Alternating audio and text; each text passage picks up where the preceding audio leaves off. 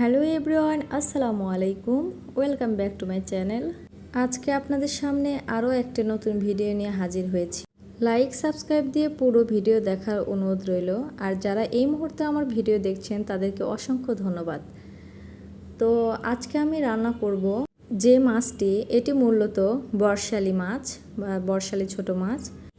নানান দেশে নানান ভাষায় এই মাছটিকে চেনে। কেউ কেউ গুচি মাছ বলে, কে গোচই, আবার কেউ কেউ পাকাল মাছেও চেনে। তো ভিডিও দেখে অবশ্যই বুঝতে পারছেন এটা কি মাছ। তো অবশ্যই কমেন্টসের মাধ্যমে জানাবেন। তো এখানে আমি যা যা উপকরণ দিয়ে রান্না করব সেটা দেখতেই পাচ্ছেন। তো এখানে আমি রসুন, পেঁয়াজ, মরিচ এবং টমেটো এগুলো ব্লেন্ডারে ব্লেন্ড করে নিব।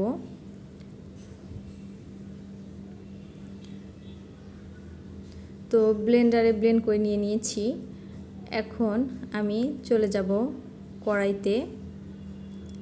আর কড়াইতে দিয়ে দিলাম তেল। আর এখন দিয়ে দিব পেঁয়াজ কুচি, দিয়ে হালকা ব্রাউন হওয়ার আগ পর্যন্ত ভেজে নেব।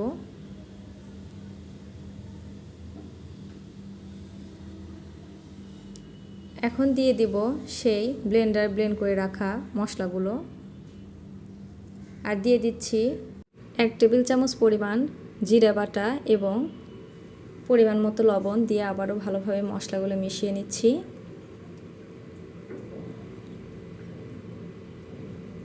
আর এখানে আমি কিছু গুঁড়ো মশলা অ্যাড করব, যেমন হলুদ গুঁড়ো, মরিচ গুঁড়ো পরিমাণ মতো, আর দিয়ে দিচ্ছি ধনিয়া গুঁড়ো।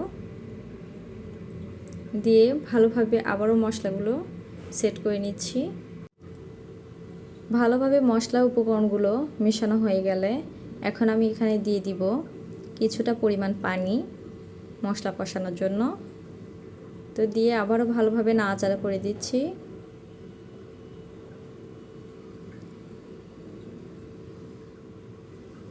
আর এখন ঢাকনা দিয়ে ঢেকে দিব 2 মিনিটের জন্য।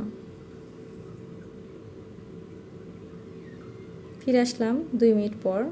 দেখতেই পাচ্ছেন মশলা থেকে তেল ভেসে উঠেছে, অর্থাৎ আমার মশলা কষানো হয়ে গেছে।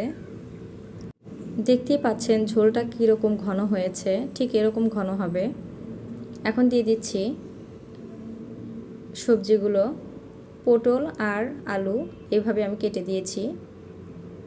দিয়ে মশলাগুলোর সাথে ভালোভাবে মিশিয়ে নিচ্ছি।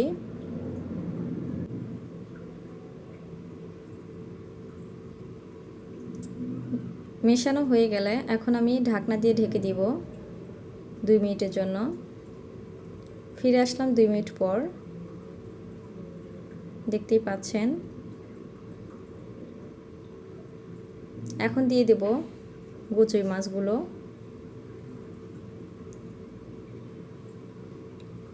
দিয়ে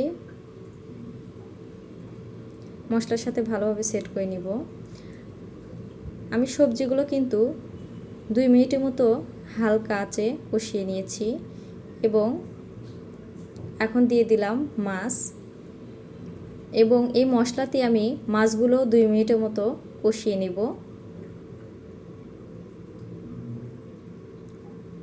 ঢাকনা দিয়ে ঢেকে দিলাম।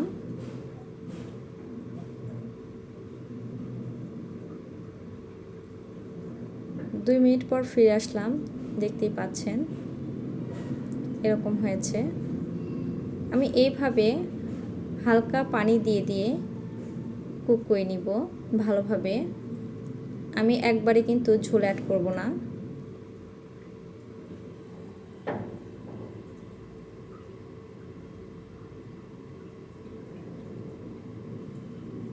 তো এইভাবে নাড়াচাড়া করে দিতে হবে যেন লেগে না যায়। আবারও ঢাকনা দিয়ে ঢেকে দিচ্ছি।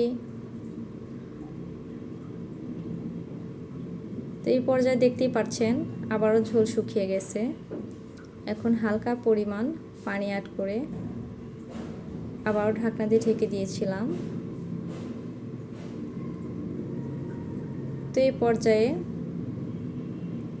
ঝোলটা অনেক ঘন হয়ে গেছে। তো আবারও ভালোভাবে নাড়াচাড়া করে দিচ্ছি। দেখতেই পাচ্ছেন কীরকম ঘন হয়েছে তরকারি গ্রেভিটা।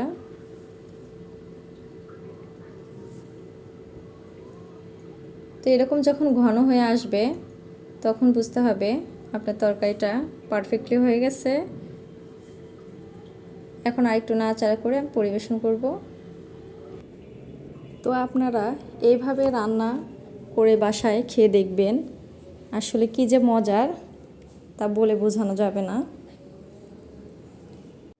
যারা যারা খেয়েছেন তারা অবশ্যই আমাকে কমেন্টসের মাধ্যমে জানাবেন, আর কোন দেশে কি ভাষা এটাকে চেনে এটাও প্লিজ আমাকে কমেন্টসের মাধ্যমে জানাবেন।